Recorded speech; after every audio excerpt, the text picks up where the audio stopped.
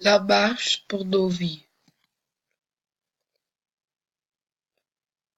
qui, la National Rifle Association, le peuple américain, les victimes d'accidents avec des fusils et le gouvernement des États-Unis.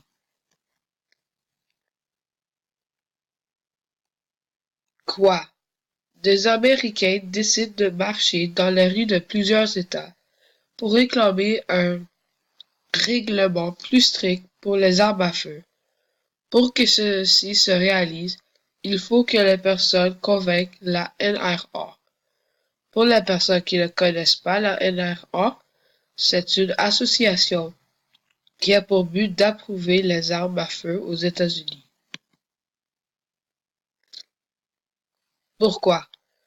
L'influence de ces personnes et la raison qu'ils font une révolte est due au fait que le nombre d'individus qui se font tuer par une arme à feu aux États-Unis devient de plus en plus haut et les Américains sont tannés de voir sur les nouvelles qu'un humain a été tué par un fusil enregistré sous le gouvernement.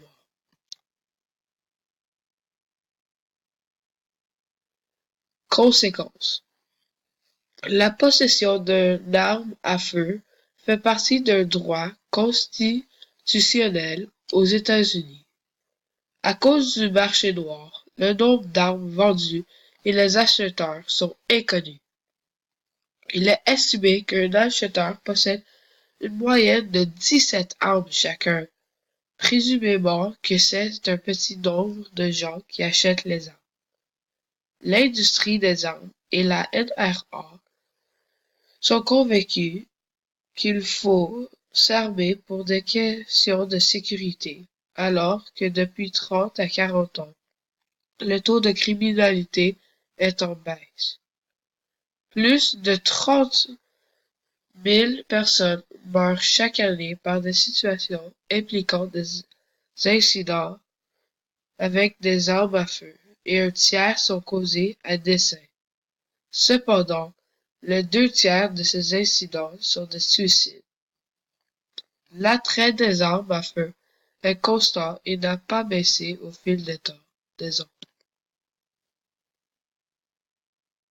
Où?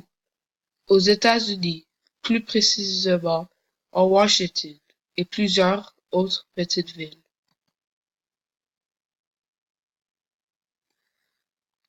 Lié avec le cours d'histoire. Cette année, en histoire, nous parlons beaucoup des droits et de la liberté.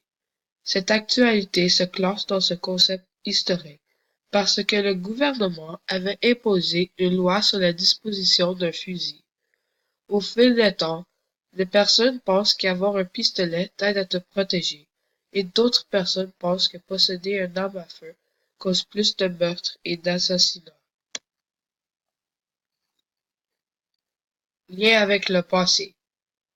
Voici le changement de les fusils, de la règle de fusil. En 1791, 10 amendements sont changés à la Constitution des États-Unis, Bill of Rights. En 1934, la première législation est passée sur les armes à feu, Franklin Roosevelt. En 1938, le FFA impose une licence pour se procurer une arme. En 1968, le Gun Control Act a créé après l'assassinat du président John Kennedy. En 1986, le Firearm Owners Protection Act a été créé par le Congrès. En 1993, la création de Brady Handgun Violence Prevention Act a été créé dû à la tentative d'assassinat sur le président Ronald Reagan. Brady est le nom de celui qui a reçu la balle pour le président. En 1994, l'interdiction de la fabrication des armes d'assaut. En 2005, président George Bush signe un acte pour protéger le manufacturier, Protection of Lawful Commerce in Arms Act. En 2008, droit de procurer une arme à feu, même sans faire partie du militaire. Question de débat. Pensez-vous que c'est trop facile d'obtenir un fusil aux États-Unis? Et êtes-vous pour ou contre l'achat d'une arme à feu avec le but de se défendre? Merci.